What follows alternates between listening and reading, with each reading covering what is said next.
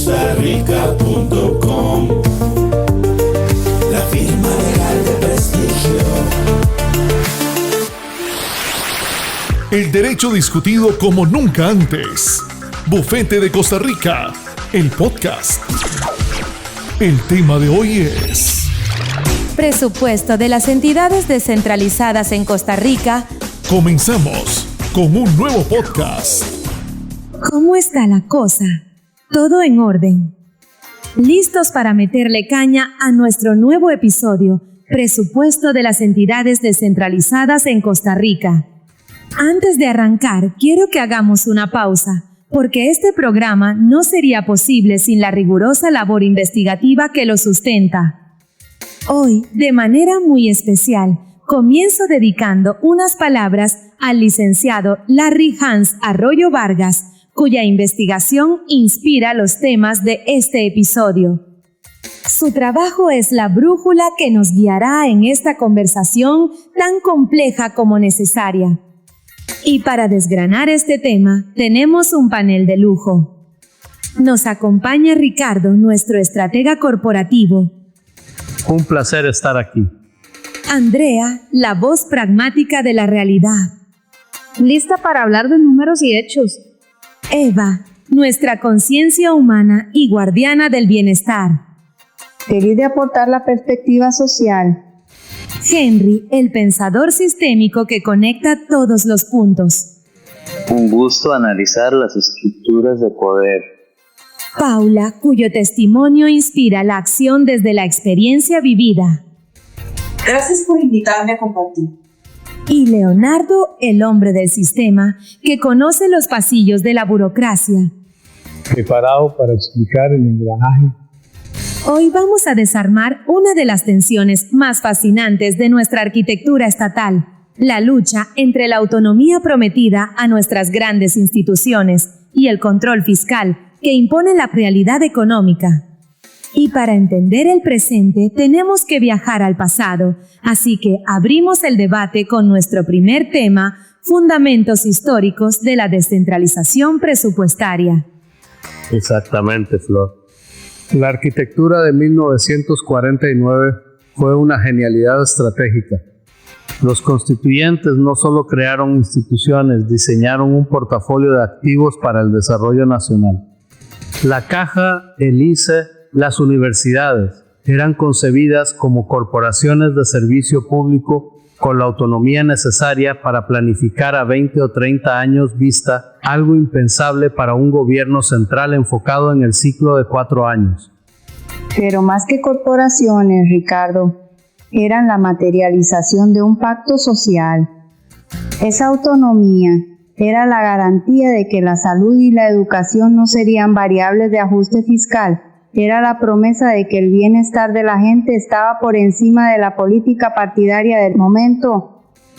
Mi abuela siempre contaba cómo la llegada de la luz del ICE cambió su vida. Eso no fue un proyecto de un gobierno, fue un proyecto de país posible gracias a esa independencia. Una independencia, Eva, que hay que decirlo, estaba subsidiada por una economía en expansión. El modelo era brillante, sí, pero funcionaba porque el Estado tenía la chequera abierta. La autonomía presupuestaria era real porque las transferencias crecían, pero el diseño no contempló un escenario de vacas flacas. Y ahí está el nudo del asunto. Se creó un sistema de pesos y contrapesos para proteger el largo plazo, pero se ancló su viabilidad a un ciclo económico favorable que, como la historia nos enseña, nunca es permanente. Entonces la pregunta fundamental que nos trae al presente es: ¿qué sucede con ese pacto social cuando la chequera del Estado ya no está abierta? Henry, esa es la pregunta del millón y nos lleva directo a nuestro siguiente punto, la transformación del marco normativo. El castillo de naipes financiero empezó a temblar.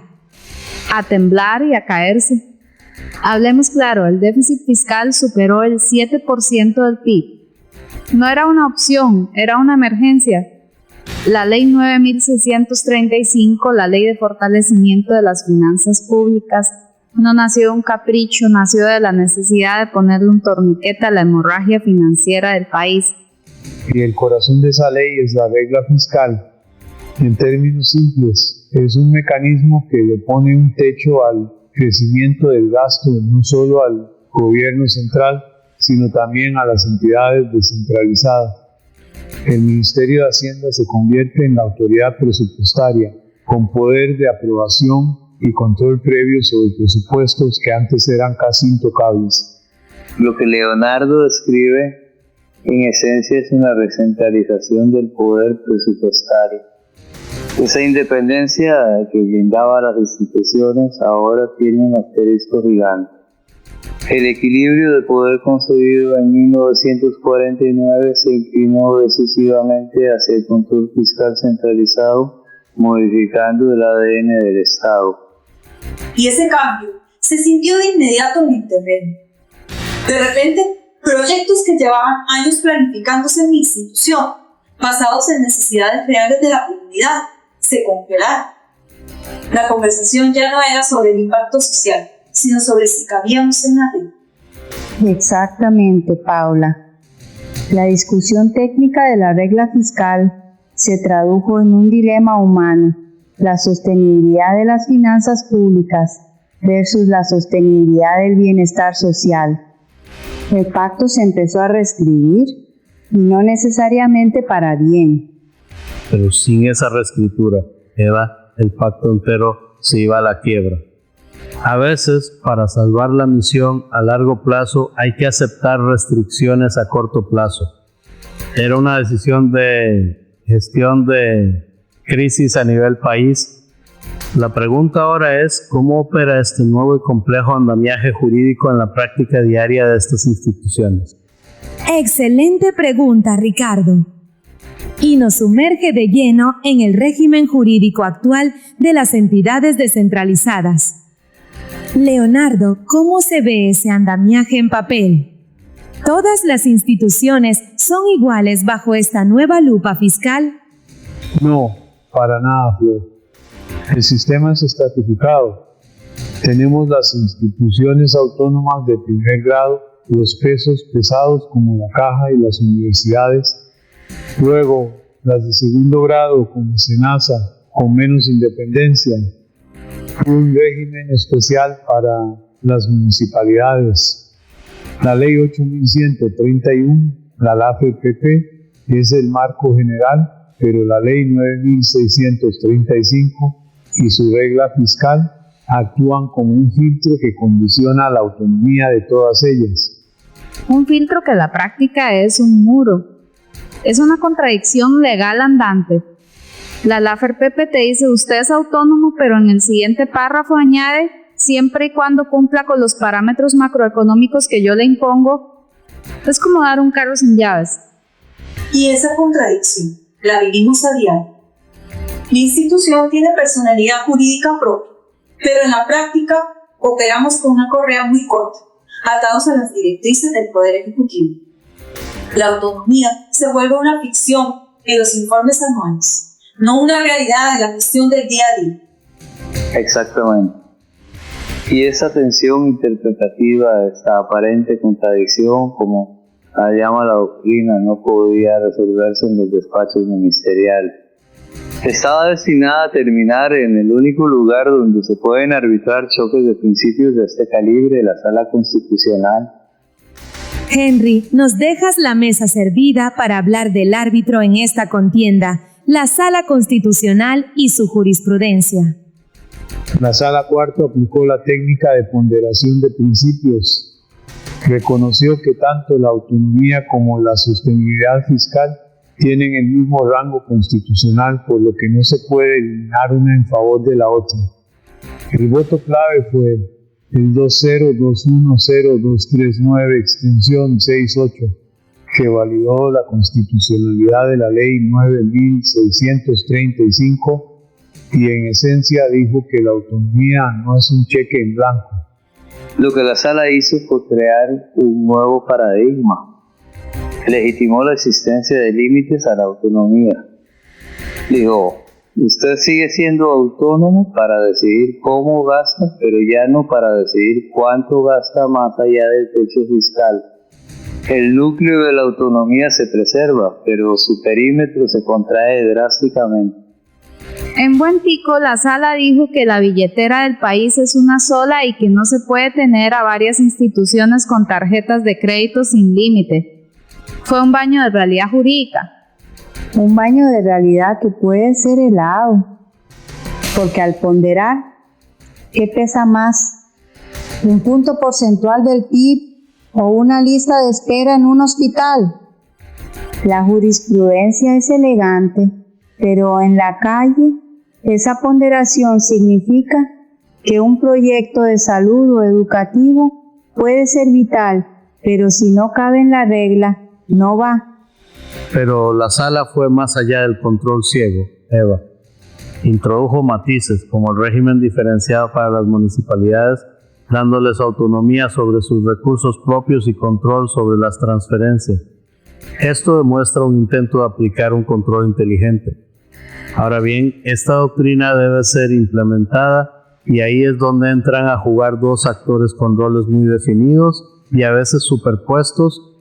Hablemos de esos dos actores, Ricardo, el Ministerio de Hacienda y la Contraloría General de la República.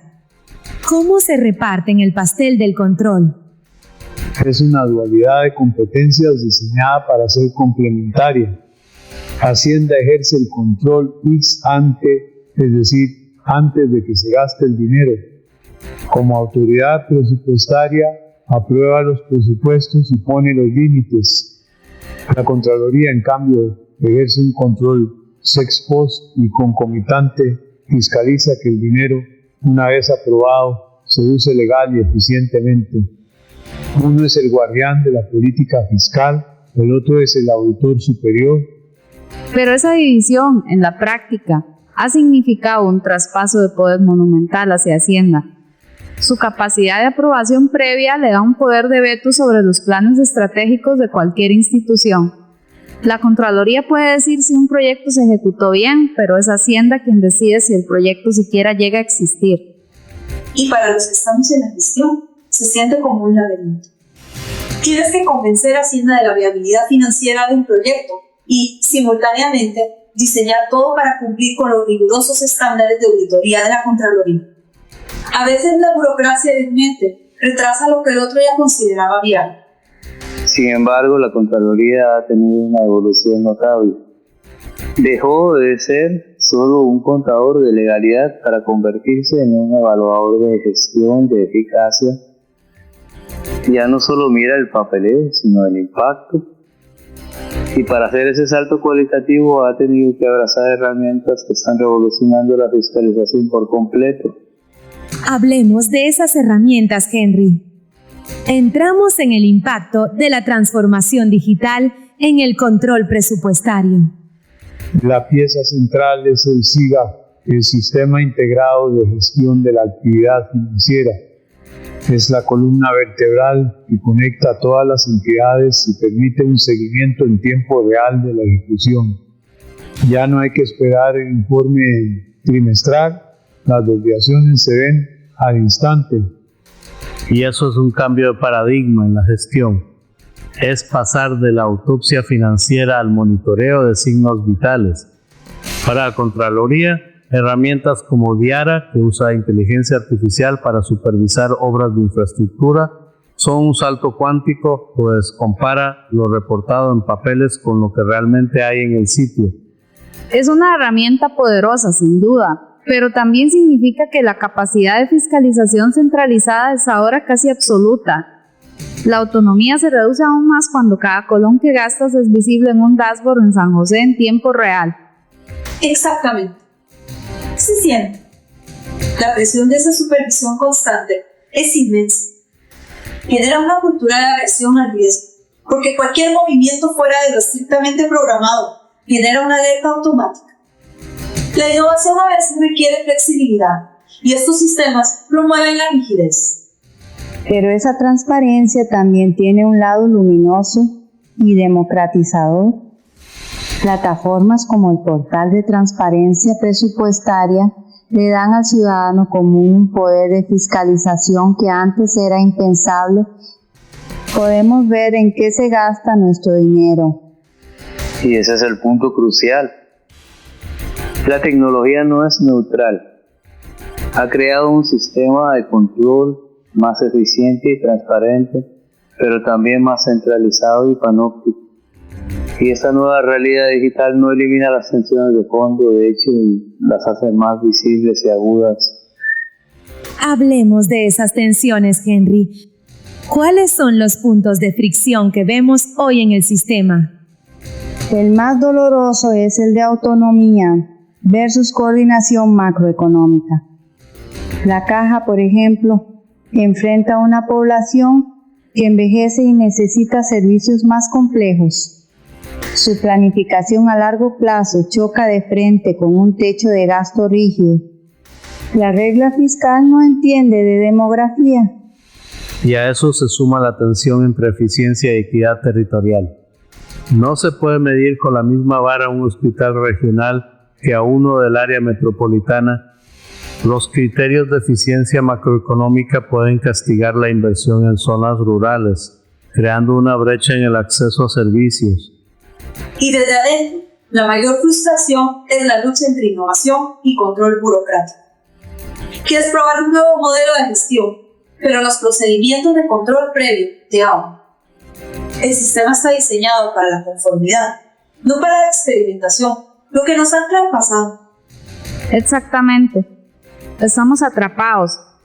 Por un lado, la necesidad de control es real, pero la forma en que se aplica está sofocando la capacidad de las instituciones para adaptarse y mejorar.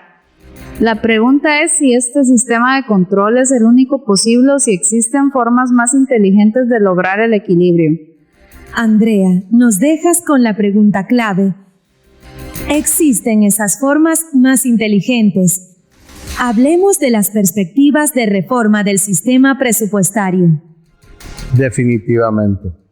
La más discutida es evolucionar hacia una regla de oro fiscal. Es simple en concepto, se separa el gasto corriente de la inversión.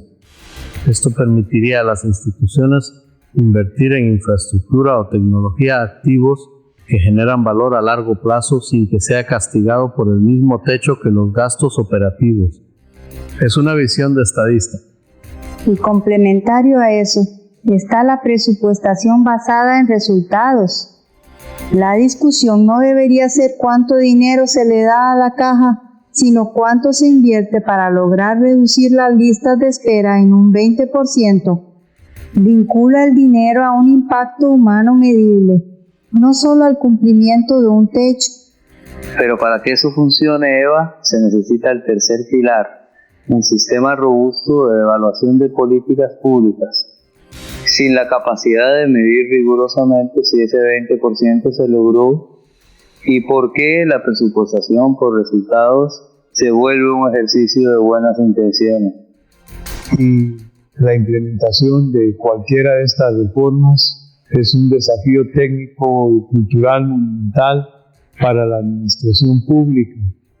Requiere sistemas de información, clasificadores contables y sobre todo un cambio de mentalidad. Pero es un desafío que vale la pena. Nos daría un lenguaje común para discutir las prioridades. Podríamos defender un proyecto no solo por su necesidad, sino por su retorno social medible. Sin embargo, mientras debatimos estas reformas sofisticadas, la base sobre la que construimos todo el sistema se vuelve cada vez más vulnerable y eso nos trae a riesgos que no existían hace 10 años. Andrea, nos dejaste con esa advertencia. ¿A qué riesgos te refieres exactamente? Hablemos de esos desafíos emergentes en el control presupuestario. El primero y más obvio, la ciberseguridad. Hemos digitalizado todo, lo cual es eficiente, pero también hemos creado un punto único de falla. Un ciberataque a los sistemas financieros del Estado, ya no es ciencia ficción, podría paralizar el país y comprometer la integridad de toda la información presupuestaria. Y el sistema es consciente de ello. Se están desarrollando protocolos y marcos normativos. Hay una coordinación creciente entre el MISIC, la Contraloría y las propias entidades para fortalecer las defensas, pero es una carrera armamentista constante contra un enemigo invisible.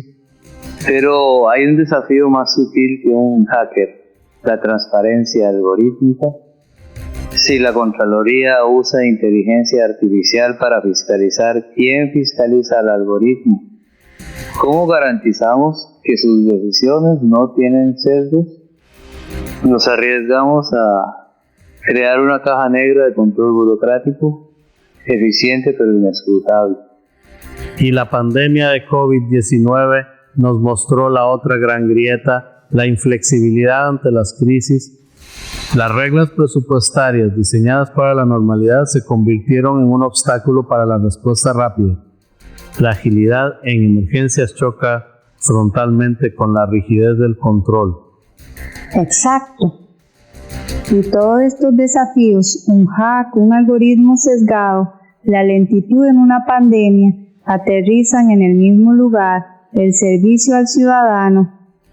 ¿Cómo está impactando todo este nuevo régimen, con sus tensiones y riesgos emergentes, a los pilares de nuestro Estado social de derecho? Pensemos en los sectores más sensibles. Eva, tocaste el corazón del asunto. Aterricemos esto en la caja y las universidades públicas. En la caja es un drama diario. La regla fiscal no sabe de pandemias, no entiende de envejecimiento poblacional ni de nuevas tecnologías médicas. Es un corsé numérico impuesto a una realidad humana infinitamente compleja y demandante. Cada colón restringido se traduce en una espera más larga, en un equipo que no se moderniza. Y las universidades, por su parte, han tenido que volverse increíblemente creativas para sobrevivir. Han fortalecido la diversificación de fuentes de financiamiento, la venta de servicios, la cooperación internacional. Están adaptando su modelo de negocio, por así decirlo, porque el modelo de financiamiento estatal ya no es suficiente para sostener la excelencia y la expansión. Pero esa adaptación forzosa, aunque dolorosa, ha traído algo de eficiencia. Ha obligado a las instituciones a justificar cada gasto, a optimizar procesos que quizás estaban anquilosados. Es una gestión de la escasez y nadie la quiere, pero a veces saca lo mejor de una organización. O este lado. Desde adentro, a menudo se siente como que pasamos más tiempo justificando presupuestos y cumpliendo con la burocracia del control que nuestra misión principal, que es educar e investigar. Es la sensación de estar sobreviviendo en lugar de prosperar. Y ahí está el riesgo sistémico.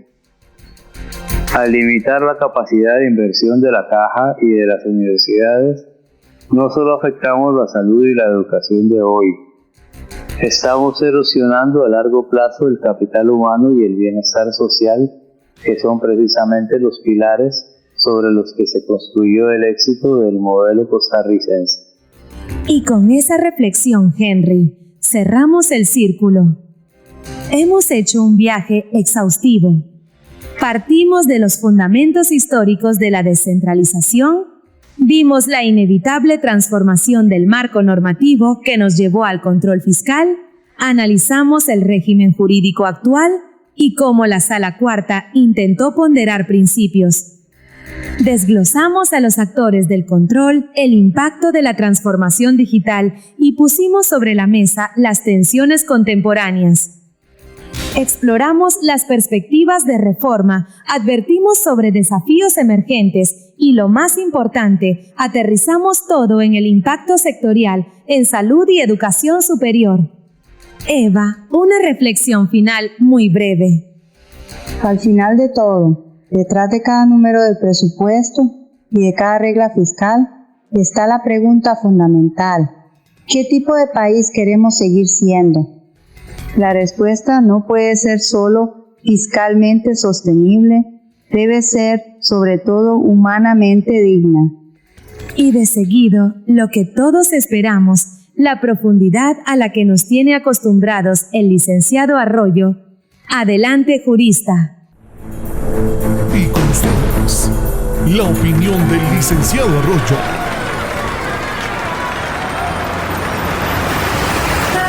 El proceso presupuestario de las entidades descentralizadas es un mecanismo con profundas implicaciones para la ciudadanía. Más que una disputa de poder, es una discusión técnica indispensable sobre cómo el Estado se administra a sí mismo de manera eficiente, transparente y acorde a sus fines. Esta autonomía debe convivir con el principio de unidad de la hacienda pública. La Contraloría actúa como el ojo técnico que vela por el cumplimiento de las reglas presupuestarias y el uso eficiente de los fondos. Cuando la CGR objeta un presupuesto, no busca coartar la misión de la entidad, sino asegurar que el gasto se alinee con la legalidad y la sostenibilidad financiera. El punto de análisis no es si debe existir control, sino la intensidad y naturaleza de ese control, distinguiendo la fiscalización de legalidad de aquella sobre la eficiencia misma. El reto permanente es modernizar estos controles para que sean ágiles, no obstaculicen la gestión. Para el ciudadano, entender esto es crucial. Significa que los fondos para servicios esenciales están sujetos a un doble filtro de revisión. Es un sistema de pesos y contrapesos diseñado para proteger el interés público, asegurando que la gestión especializada no sacrifique la transparencia.